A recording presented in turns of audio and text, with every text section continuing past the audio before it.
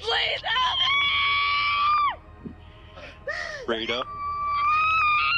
I can't live it! Rida, I need you to take a deep breath, Rida. I can't do this! So instead of calling 911 for help, you called your mother? How do you press 911 with your face? Well, how did you dial your mother with your face? I didn't dial my mother. I just pushed the first thing that was on there. It had just happened to be my mom. I think you know exactly who did this. I think the story's made up about your daddy, his daddy, and stuff like that. In June of 2023, a 34-year-old transgender woman named Shirah Davis was killed in her room at a Highland Park, Michigan hotel. She had just finished nursing school and was looking forward to her future when she was shot execution style in the back of the head. Davis's murder occurred on the first day of Pride Month, and her loved ones were left reeling along with Detroit's LGBTQ community. More than 9 months later, in June of 2024, authorities charged 18-year-old Carlos Scotland with Davis's murder. Scotland claimed he had acted in self-defense when Davis came at him with a knife, but he told conflicting accounts of the events that supposedly led to the victim's death. First, he claimed that he had discarded the knife in a field. He even provided police with a specific location for the murder weapon, only to recant his original statement and tell investigators that Davis had swung at him with a closed fist. On the first day of testimony during Scotland's trial in August 2024, he fell fast asleep in the middle of the courtroom while the first witness, the lead investigator on the case, was testifying. Scotland's defense attorney eventually told the judge that another inmate had slipped his client 3 pills that morning, and the mystery medication was presumably causing Scotland's drowsiness. The proceeding was adjourned for the day. Prosecutors were never able to identify a specific motive for the crime, but Scotland ended up pleading guilty to second-degree murder and a felony firearm count. He was sentenced to 17 to 30 years in prison, with prison records listing an earliest possible release date of March 2043. Number 19. Cheheiry Villalobos Santoyo. In early January, a 30-year-old Texas woman named Cheheiry Villalobos Santoyo was accused of stealing $186 worth of merchandise from an Ulta beauty store in Harris County. An employee called law enforcement, and deputies soon caught up with the woman, who reportedly offered money and intimacy to the cops in exchange for being let off the hook. A photo captured by an officer shows the suspect in the back seat of a police cruiser in an obviously disheveled state, making it clear that she was upset about the situation at hand. Deputies declined the offer, and Villalobos Santoyo was booked into custody on suspicion of theft and bribery. Number 18. Dualla Abdi. In January 2024, a 20-year-old British drug dealer named Dualla Abdi fatally stabbed a rival criminal, Tyrese Scott, in the streets of West London. After plunging a knife into Scott's chest, Abdi fled the scene and discarded his clothing, but he was unwilling to part with his Louis Vuitton-style designer man bag. The bag had a distinctive strap, which helped investigators place him at the crime scene. Authorities arrested Abdi along with several accomplices, including 24-year-old getaway driver Ben Lang. According to prosecutors, Abdi and Lang pulled up beside Scott at 1 o'clock in the morning and exited their vehicle. Abdi plunged the murder weapon into Scott's chest, then got back into the car and fled the scene with Lang behind the wheel. The pair fled to Morocco but returned to the UK just 3 days later and were swiftly apprehended by law enforcement. Authorities were never able to prove a precise motive for Scott's murder, but they theorized that he was murdered for selling drugs on rival territory. In court, Abdi denied being the stabber, while Lang claimed that he had no idea Abdi was planning to stab the victim.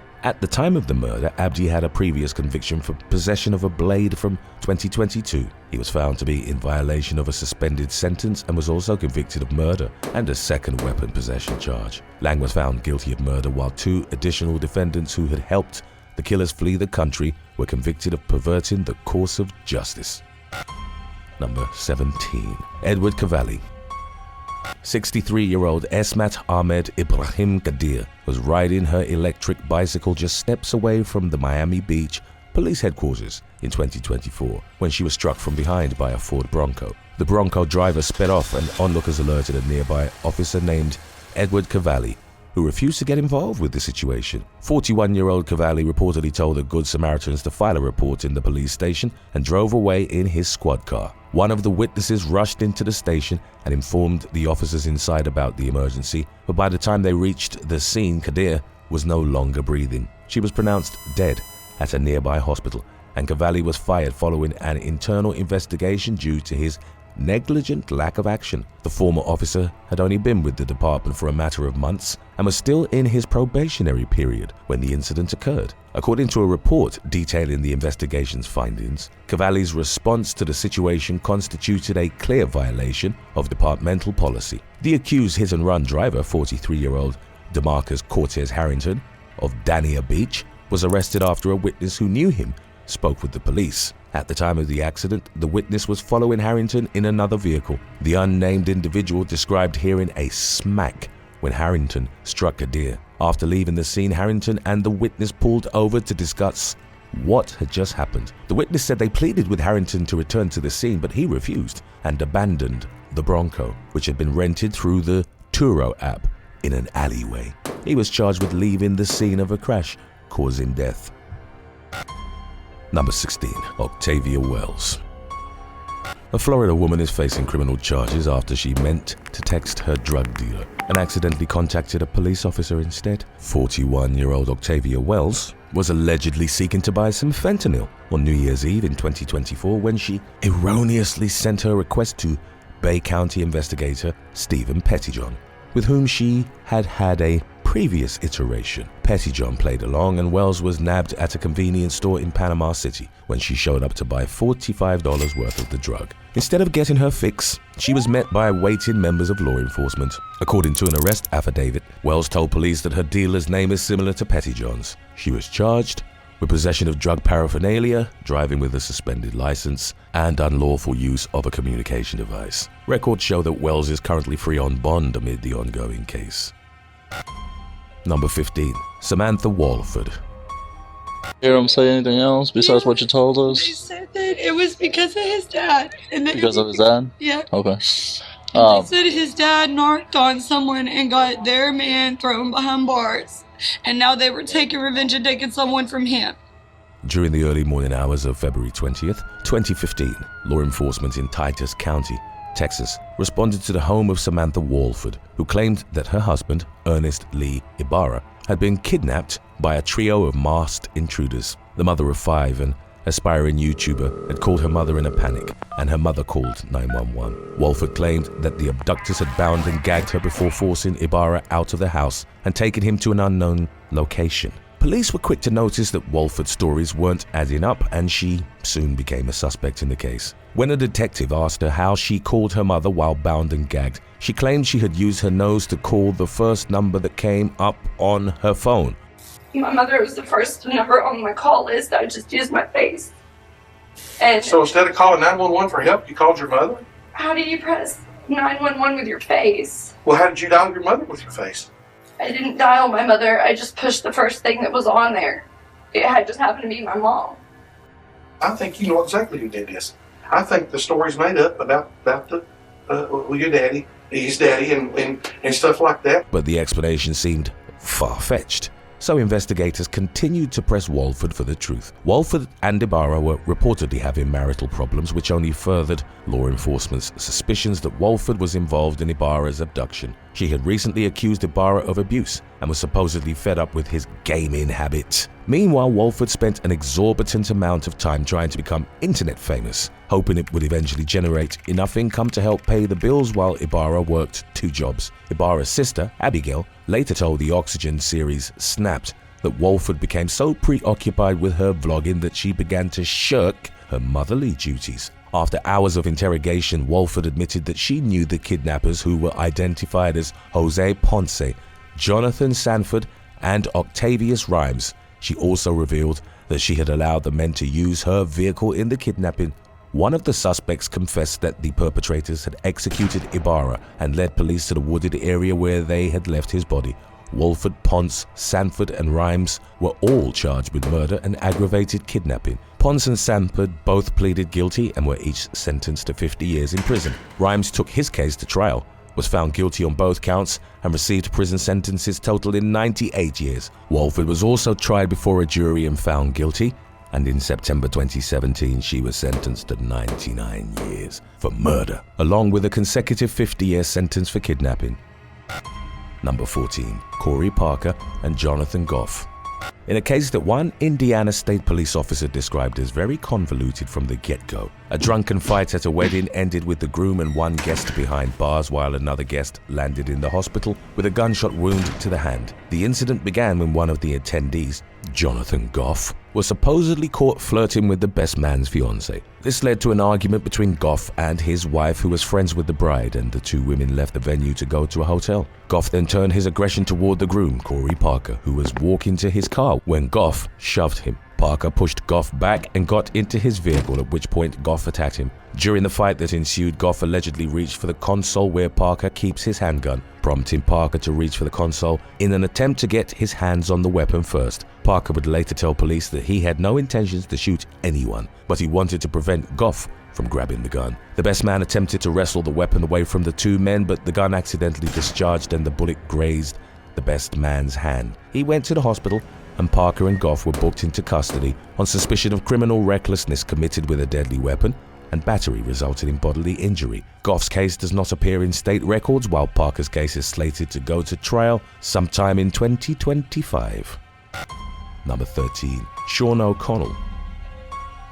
28-year-old single mom, Heather Bogle, vanished in April of 2015 after working an overnight shift at the Whirlpool factory in Sandusky, Ohio. The following evening, her body was found in the trunk of her abandoned car, outside an apartment complex about a mile from her workplace. She had been badly beaten and shot twice in the back, and her hair had been hacked off. During the year-long investigation that followed, lead detective Sean O'Connell pursued 3 innocent suspects who didn't know Bogle and had nothing to do with her murder. The suspects were eventually ruled out, but not before O'Connell tampered with evidence in an attempt to build a case against them. Acting under O'Connell's orders, the police raided her home and showed up at her workplace with guns drawn and a warrant for a DNA sample. She lost her job and home, and the investigation left her reputation in shambles. O'Connell failed to mention in his paperwork that none of the 3 individuals' DNA turned up as a match to the killers. He was also accused of coercing 2 undercover detectives to help him incriminate the wrongfully accused trio. One of the detectives, who was tasked with recording a conversation with Keona Bohr, had his girlfriend pose as Bohr for the sake of producing incriminating material. When O'Connell's superiors discovered the inconsistencies in his detective work, they took him off the case and placed him on leave. A criminal investigation followed, and in 2017, O'Connell was charged with misleading a public official and destroying, concealing, and tampering with evidence. In the meantime, the new investigators traced Bogle's murder to her co-worker, Daniel Myers. His DNA was a match to the killers, and he was charged accordingly. As it turned out, another employee from the Whirlpool plant had tried tipping O'Connell off to their suspicions about Myers, but O'Connell never followed up on the lead. In September 2018, O'Connell pleaded guilty to tampering with evidence and was sentenced to 2 years in prison. Up until that point, he had steadfastly maintained his innocence, claiming that he had genuinely believed he was pursuing the correct suspects. In early 2019, Myers pleaded guilty to aggravated murder in order to avoid the death penalty and was sentenced to life without the possibility of parole. Number 12. Zachary Dawson.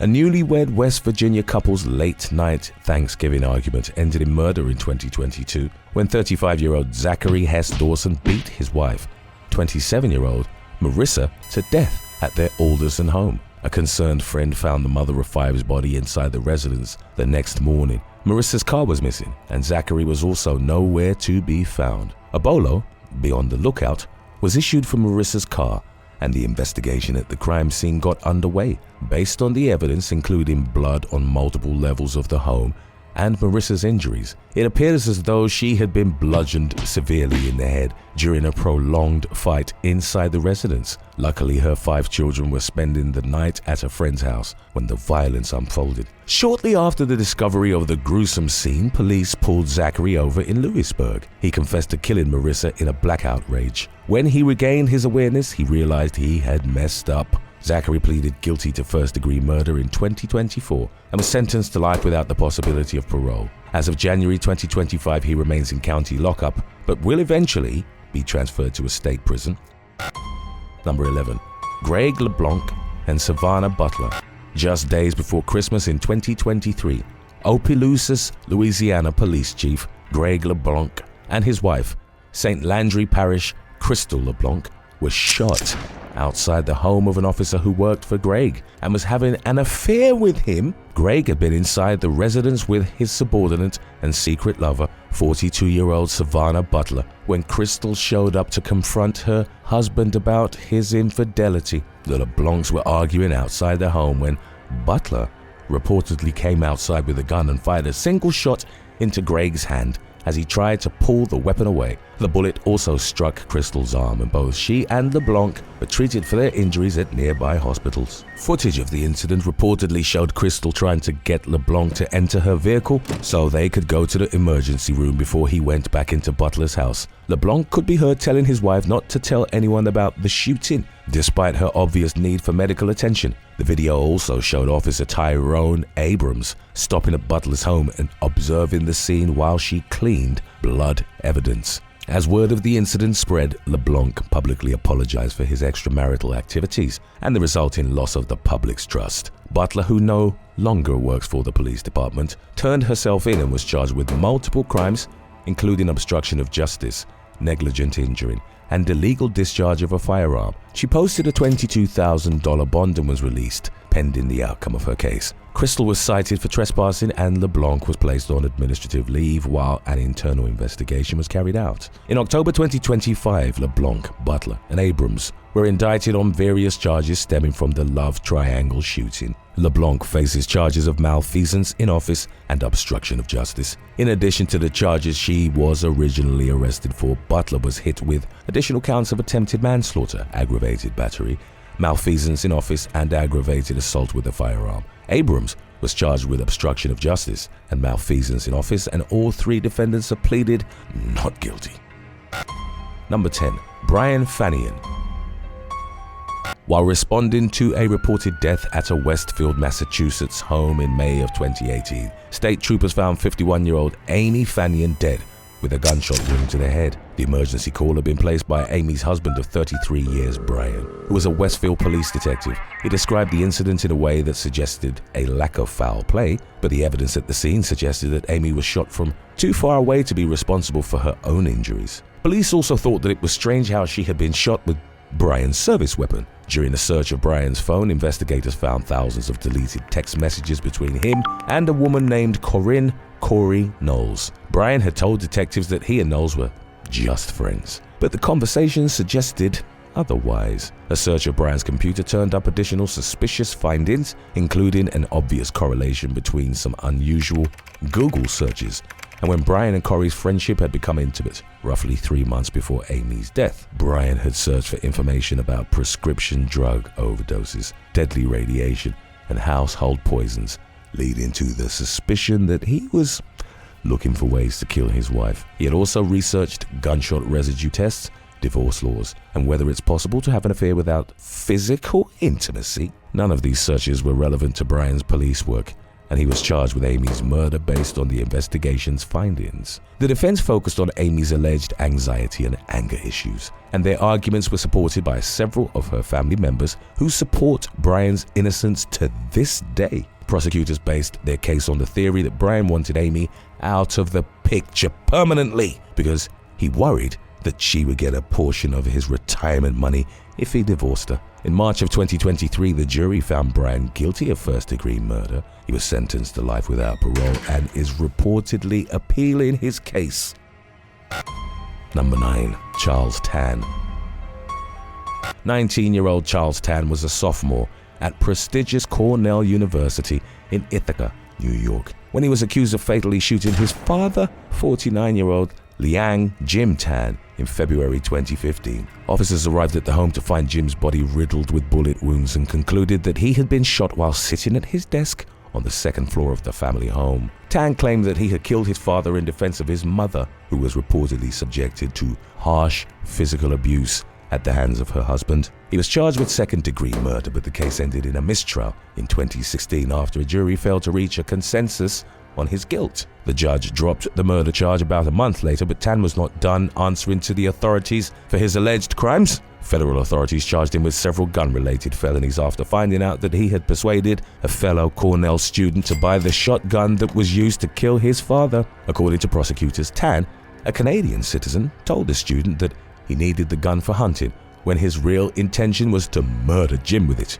In June of 2018, he pleaded guilty to receiving a firearm with intent to use it to commit a felony, causing another to make a false written statement to a federal firearms dealer, and causing another to make a false record required by law to be kept by a federal firearms dealer. Tan was sentenced to 20 years in prison, followed by 3 years of post-release supervision. In November 2019, Tan admitted to killing his father in a federal affidavit seeking a reduced sentence. He argued that his original lawyers had provided him with ineffective assistance by failing to disclose the full extent of the domestic violence in the Tan household and for discouraging Tan from confessing to the crime. His request for a reduced sentence was denied in 2022, and current records list a projected release date of October 2033. Number 8. Anthony Moschetto. Dr. Anthony J. Moschetto was a successful and respected cardiologist living and working in Long Island, New York, when he was accused of hiring a hitman to kill a rival doctor in April 2015. The sinister plan was uncovered during an investigation into an alleged pill-selling scheme headed by Moschetto, which included several controlled purchases by undercover agents. In addition to his drug-selling activities, Moschetto paid 2 men to burn down the office of his former business partner, Dr. Martin Handler. The plot was foiled when the building's sprinkler system activated, prompting Moschetto to seek out a paid assassin to murder Handler. He offered an undercover officer $5,000 to put Handler in the hospital for several months and $20,000 to kill the intended target with the hopes of taking the rival doctor's business. During a subsequent search of Moschetto's Sands Point home, police found a secret room hidden behind a motorized bookshelf. It contained over 100 weapons, including knives,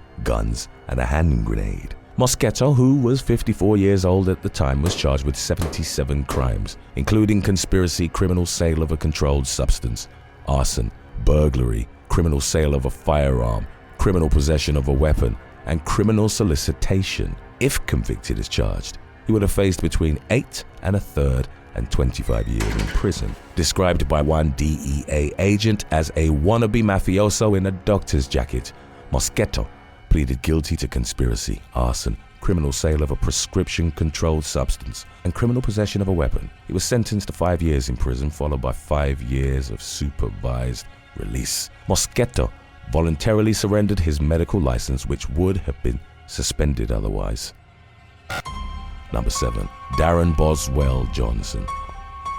After learning that he was the father of a little girl in 2015, Daron Boswell-Johnson began searching for ways to avoid paying child support to his daughter's mother. But there was nothing he could do to stop the court from garnishing $600 per month from his paychecks to ensure that the support was being paid. In February of 2016, Boswell-Johnson fatally shot his daughter Chloe and the girl's mother, 26-year-old Nashanti Davis, outside their Fort Washington, Maryland home. After falling under suspicion, he told police he was sleeping at the time of the double homicide. When confronted with surveillance video proving that he was out and about that morning, Boswell-Johnson claimed that he had visited his daughter at her house to see her off to school. Hours into the interrogation, he confessed to murdering Nashanti and Chloe as they exited their residence to go to work and school. Boswell-Johnson claimed that he went to Davis's home in hopes of talking to her about child support, but that she refused to discuss the matter. After shooting the victims, he went to his job and carried on with his day like normal. During one of his initial court hearings, one of Boswell-Johnson's brothers described Nashanti as a nice woman and said that he hoped her family could forgive his family, adding, "You messed up, bruh." During Boswell-Johnson's trial in 2018, the defense argued that his confession was coerced and highlighted the extremely circumstantial nature of the case. The prosecution conceded that the evidence was circumstantial, but argued that the case was strong enough to find Boswell-Johnson guilty beyond reasonable doubt. The jury agreed, and the defendant was convicted of 2 counts of first-degree murder, resulting in 2 life sentences without parole. Number 6. Michael Nealey. The small town of Manford, Oklahoma, was hit by an unexpected tragedy in late 2019 when its police chief, 44-year-old Lucky Miller, was murdered by one of his officers, 49-year-old Michael Nealey, in Pensacola, Florida. The men had traveled to the Sunshine State for a law enforcement conference and were at their hotel one night when a heated altercation broke out between them. Escambia County deputies arrived to find Miller unresponsive on the floor and Nealey mumbling incoherently to himself. Guests had complained about hearing laughter, yelling, and a roaring noise coming from the direction of a room that Nealey and Miller were drinking in together. One person recalled hearing someone's voice grow quiet as they repeatedly said, "Stop it, Mike, and when we get home, I am going to fire you." At one point, an employee went to the room to see what was going on and found Nealey sitting on top of Miller, who was dead. By the time police arrived, it was apparent that Miller had been beaten in the face and Nealey was charged with his murder. The prosecution accused Nealey of killing Miller via asphyxiation and blunt force trauma. Both men were severely intoxicated at the time of the killing, leading to the suspicion that alcohol played a role in Nealey's behavior. Nealey's defense attorney suggested that his client had drunkenly fallen on top of Miller, killing him by accident. In April 2021, a jury found Nealey guilty of second-degree murder. The judge imposed a maximum sentence of life without parole, despite the defendant's wife's pleas for leniency and her insistence that her husband is not a dangerous person. Number 5. James Douglas Shirah and Savannah Nicole Collier. 22-year-old James Douglas Shirah and his 21-year-old bride. Savannah Nicole Collier had just celebrated their vows at a Flint, Michigan pizzeria in late August of 2024 when they got into an argument with their best man, 29-year-old Terry Lewis Taylor. It's unclear exactly what led up to the disagreement, which ended with Taylor being run over by a large SUV. He died from his injuries, and Shirah was identified as the driver of the vehicle that had mowed his friend down. Shirah and Collier fled the scene but were later apprehended. Authorities charged Shirah with first-degree murder, while Collier is facing 1 count of accessory to a felony. Prosecutor David Layton said he had not seen a case quite like this one in his 20-plus years as an attorney, stating, "I've seen people running over other people, but not so soon after a wedding." Shirah remains held without bail at the Genesee County Jail, while Collier is free on bond. Number 4. Danquies Anderson.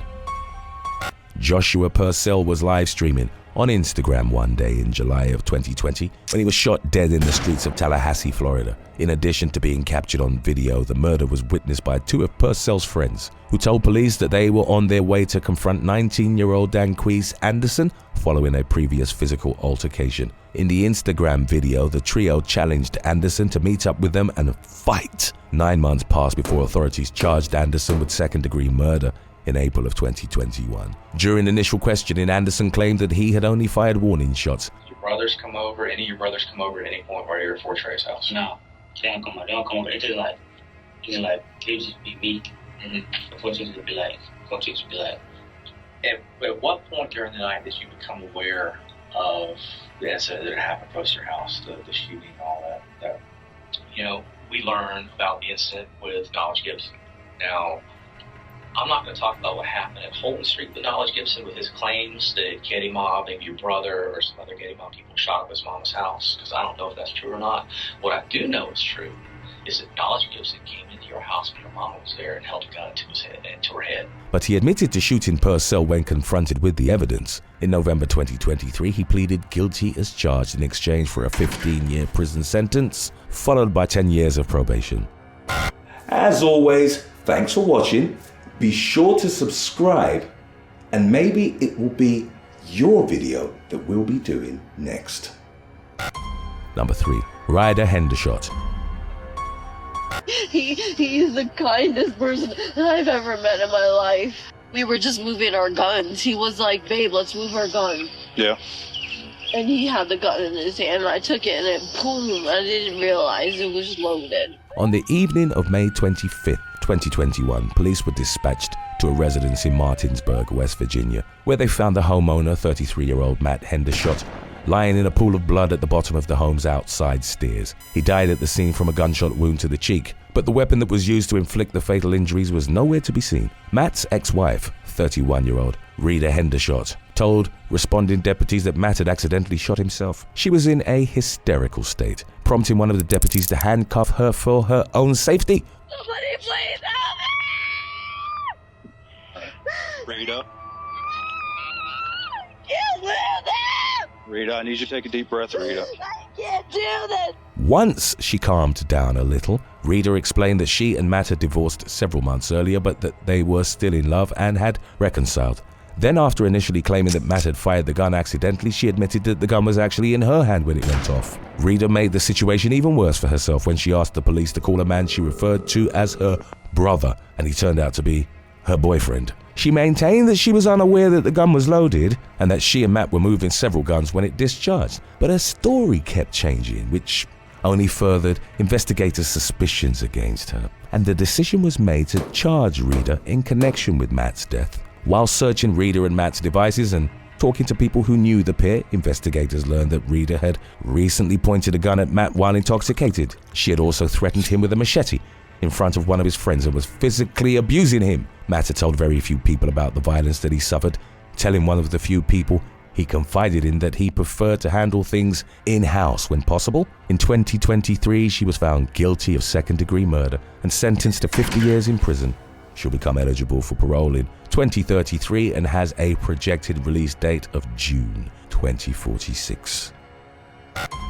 Number 2. Glenn Gary Robertson.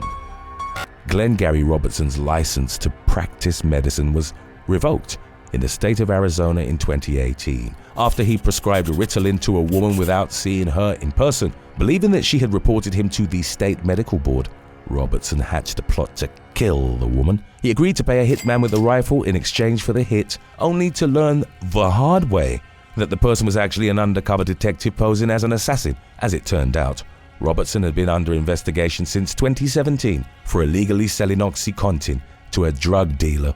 Following the foiled murder-for-hire plot, he was arrested on numerous charges relating to both the failed hit and the drug-selling operation. In January of 2020, Robertson took a plea deal and admitted to attempted first-degree murder, illegally conducting an enterprise, and illegal administration of a narcotic drug. He was sentenced to 12.5 years in prison, followed by 7 years of supervised release.